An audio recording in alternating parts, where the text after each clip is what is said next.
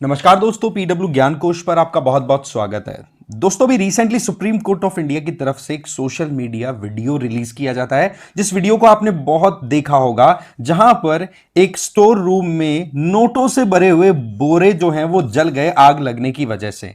और जब इन्वेस्टिगेशन हुआ, पता पड़ा कि ये जो स्टोर रूम जहां पर आग लगी थी, जिसको बुझाने के लिए फायर ब्रिगेड के लोग आए, वो स्टोर रूम किसके घर का था? तो वो दिल्ली हाई कोर्ट के सिटिंग जज यशवंत वर्मा का लुटियंस दिल्ली में बंगला था। वहां पर यहां पर नोट्स देखे गए। अभी नोट्स को लेकर के तो बहुत सारी कंट्रोवर्सी चली। सबसे पहले तो ये कि फायर ब्रिगेड की तरफ से इस बारे में कोई भी चीज रिवील नहीं की गई जल्दी से, है ना। बताया जा रहा है कि 4 से 5 दिन तक तो फायर ब्रिगेड की तरफ से कोई स्टेटमेंट नहीं आया। फिर उसके बाद में यह कहा गया कि जी हां, वहां पर नोटों से भरे हुए बोरे मिले थे जो जल चुके थे बहुत हद तक, और कई जो थे वो कहीं ना कहीं सेफली मिल भी गए थे। इस बात को लेकर के जब जज साहब से सवाल पूछा गया तो बोले मुझे नहीं पता ये किसके नोट हैं, ये तो यहां पर बोरे रख दिए गए, जला दिए गए, और मुझे फंसाने की पूरी कोशिश की गई है कि देखो यहां पर किस तरीके से जज इतना करप्शन कर रहा है। अब ये सवाल छोटा सा नहीं है, ये पूरी हायर जुडिशरी के ऊपर सवाल उठाता है कि करप्शन कितना गहराई तक फंसा हुआ है। अरे भाई, जिस जुडिशरी के भरोसे पूरा देश चलता है, किसी को न्याय चाहिए होती है तो सब कोई न्यायालय के पास जाते हैं। वहीं पर अगर करप्ट लोग बैठे होंगे, चोर लोग बैठे होंगे, तो कितनी परेशानी हो सकती है।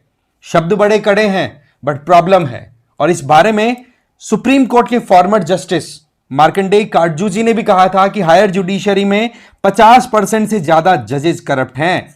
और यह बात कोई घूमता फिरता कोई आदमी नहीं बोल रहा है, एक इंडिविजुअल जो कि वहां पर सर्व कर रहे थे। सिमिलर मैनर में मद्रास हाईकोर्ट के चीफ जस्टिस ने भी ऐसा ही कहा था कि बहुत सारे हाई कोर्ट्स के अंदर जजेस और चीफ जस्टिस जो हैं वो इतना ज्यादा संलिप्त हैं करप्शन में कि पूरे देश का बंटाढार कर सकते हैं ये लोग। पर पता पड़ा कि इस बात को जब उन्होंने रेज किया, सुप्रीम कोर्ट तक पहुंचाया, तो उन्हीं को मद्रास हाईकोर्ट से शिफ्ट करके भेज दिया मेघालय हाईकोर्ट में। कि आपको ज्यादा खुजली हो रही है ना, कि आप विसल ब्लोअर बन रहे हो, तो लो पकड़ो। मतलब ये कि सच्चाई उजागर करने की कोई कोशिश भी करे तो ये जुडिशरी, जिसके ऊपर हम विश्वास करते हैं, जिससे हम आशा लगाए बैठे हैं कि हमारे देश की डेमोक्रेसी, हमारा जो अधिकारों का जो मामला है उसको प्रोटेक्ट करने के लिए ये लोग काम करते हैं, ये तो पैसों के दाम बल पर बिके हुए पड़े हैं।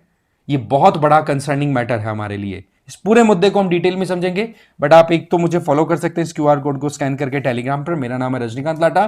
साथ ही साथ यूपीएससी के द्वारा, पीडब्ल्यूआईएएस के द्वारा यूपीएससी फाउंडेशन कोर्सेज रन कराए जा रहे हैं, जिसमें संकल्प 2027 इंग्लिश और हिंदी में चल रहे हैं, टाइटन 2026 इंग्लिश में चल रहा है, प्रहार 2026 इंग्लिश और हिंदी में चल रहा है। इसके फंडामेंटल फीचर्स की बात करें तो इसमें आपको लाइव एंड रिकॉर्डेड क्लासेस मिल जाएगी जीएस और सी सैट की। इसमें आपको एमसीक्यूज और मेंस क्वेश्चंस मिल जाएंगे, साथ ही साथ ई बुक्स भी आपको दी जाएंगी जिससे कि आप कुछ अच्छे से पढ़ सकें। ठीक है जी, एडमिशन बिल्कुल ओपन है, डिस्क्रिप्शन बॉक्स में डिटेल है, और बाकी आप देख सकते हैं रेट सिर्फ 11,000 है।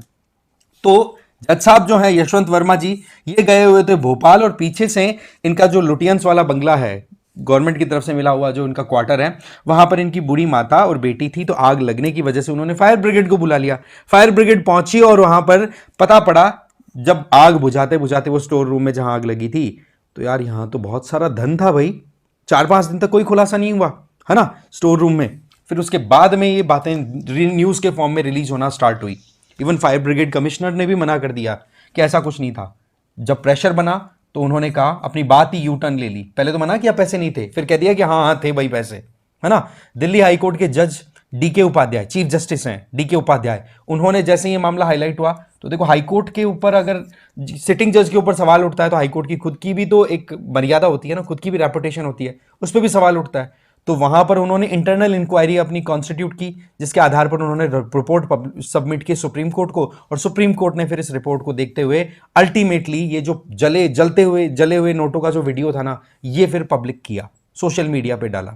ये बहुत बड़ा सवाल है यहां पर कि हायर जुडिशरी में इतने ज्यादा सैलरी लेने वाले, कॉन्स्टिट्यूशनली प्रोटेक्ट होने वाले, कॉन्स्टिट्यूशनल पोजीशन पर बैठे हुए लोग, ये लोग इतनी चोरी कर रहे हैं।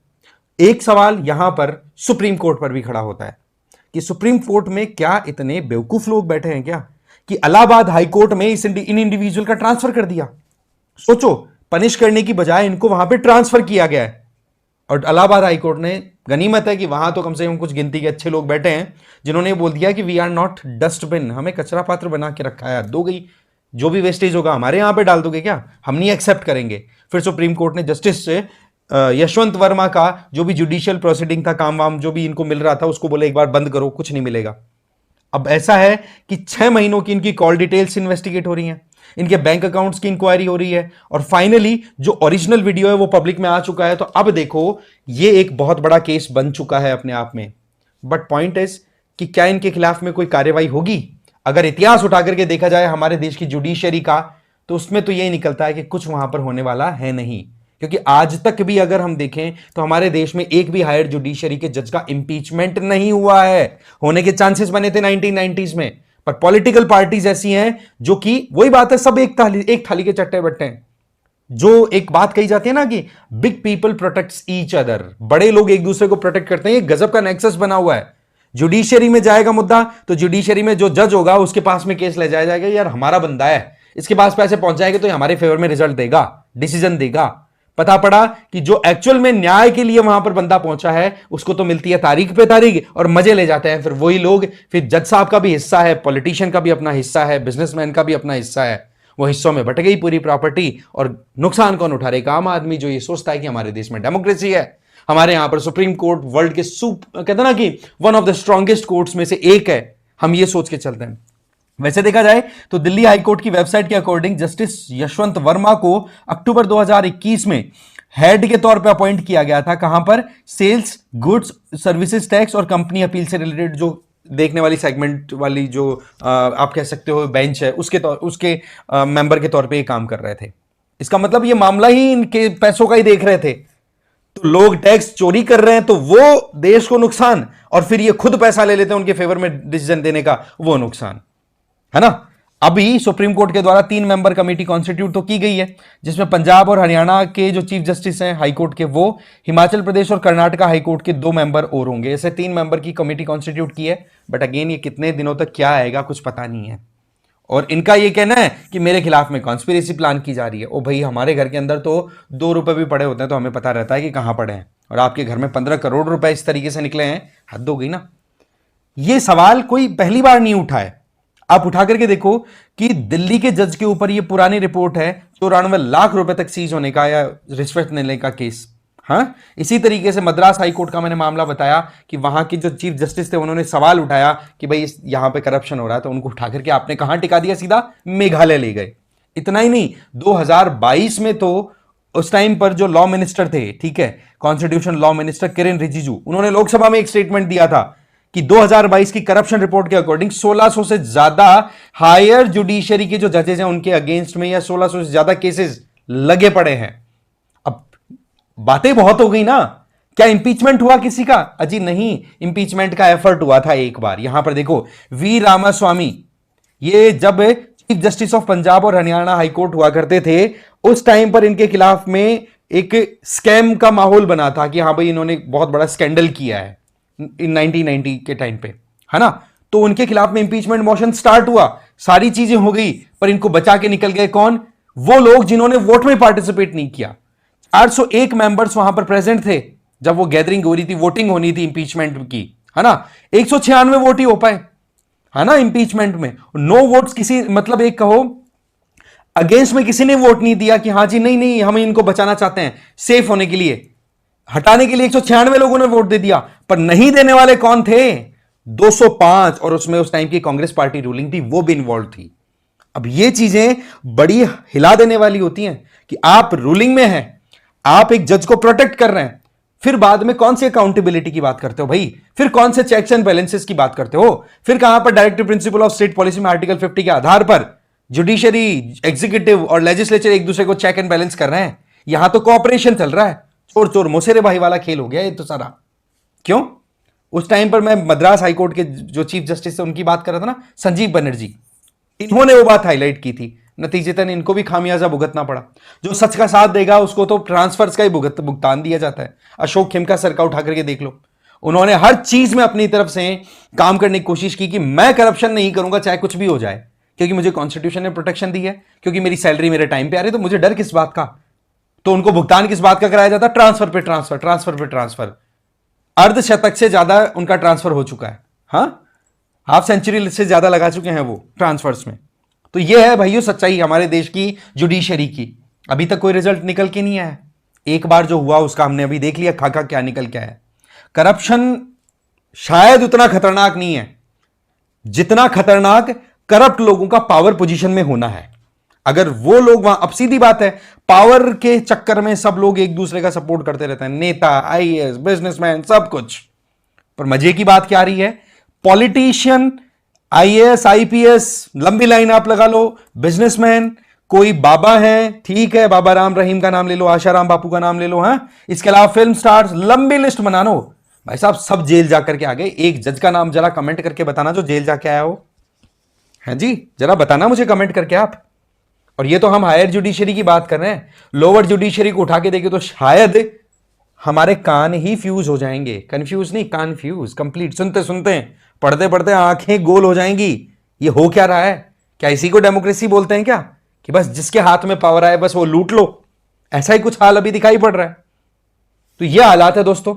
अब बोलने को तो बोला जा रहा है कि भाई अब देखो, ये मार्कंडेय काटजू जी ने ये कहा था 50% हायर जुडिशरी करप्ट है, जबकि ये कोई हर कोई इंसान नहीं थे, ये सुप्रीम कोर्ट के फॉर्मर जज हैं, इन्होंने ये बात कही है।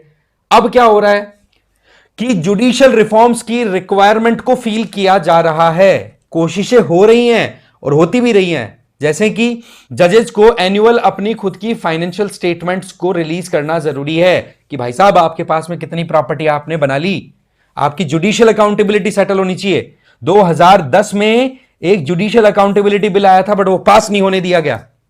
2014 में national judicial appointment commission NJAC लाया गया था, कॉन्स्टिट्यूशन का अमेंड किया गया कि कॉलेजियम सिस्टम जिसमें एब्सोल्यूट जुडिशियरी का इन्वॉल्वमेंट रहता है, वो कहीं ना कहीं करप्शन को प्रमोट कर रहा है, प्रोटेक्शन दे रहा है, सारे के सारे एक दूसरे को संभाल रहे हैं बस, बट अल्टीमेटली नुकसान जनता का हो रहा है, ना न्याय मिल रहा है और बस केवल और केवल पावर कंसंट्रेशन हो रही है। सवाल इतना सही है कि कोई सवाल पूछेगा तो किससे पूछेगा, वहां पर वो बैठे ही वही लोग, उन्हीं के, मतलब वही है कि मैं ही कल्प्रिट हूं, मैं ही सजा सुनाने वाला हूं, तो मैं खुद को सजा क्यों दूं? ये हालात हो रही हैं हमारे जुडिशरी के अभी करंटली देखे जाए तो। अभी लेटेस्ट अपडेट में आपको बता देता हूं कि एनजेएसी जो कि अनकॉन्स्टिट्यूशनल डिक्लेयर कर दिया, मजे की बात, इसको भी अनकॉन्स्टिट्यूशनल डिक्लेयर करने वाला सुप्रीम कोर्ट ही था कि बेसिक स्ट्रक्चर के अगेंस्ट में जा रहा है भाई, ये पावर सेपरेशन का मामला डाइल्यूट होता है। अब एक बार फिर से एग्जीक्यूटिव्स एक्टिवेट होते हुए दिखाई पड़ रहे हैं, जहां पर वाइस प्रेसिडेंट जो है हमारे जगदीप धनखड़ जी, उन्होंने जेपी नड्डा जी, ओके, और उनके इसके अलावा कांग्रेस की जो प्रेसिडेंट है मल्लिकार्जुन खड़गे जी, उनके साथ मीटिंग की है और चांसेस हैं कि एक बार फिर से एनजेएसी जैसा इंस्टीट्यूशन लाया जाए, जहां पर एग्जीक्यूटिव्स है ना, उनका भी इंपॉर्टेंट रोल हो कि भाई एग्जीक्यूटिव कहो या लेजिस्लेचर की तरफ से रिप्रेजेंटेटिव्स आए और वो लोग फिर जुडिशरी की अपॉइंटमेंट में अपना से रखें, अपनी बात रखें। तो ये बात है। तो लोगों को प्रोटेक्ट करने के लिए जो लोग छाती पीटते हैं कि हां जी हम प्रोटेक्टर हैं डेमोक्रेसी के, ये है वो है, वहां पर इतना ज्यादा करप्शन दिखना, ये वाकई में बहुत दुख की बात है। आपकी क्या मान्यता है इस मामले में, कमेंट करके जरूर बताना। बाकी इस वीडियो में इतना ही। Thank you very much.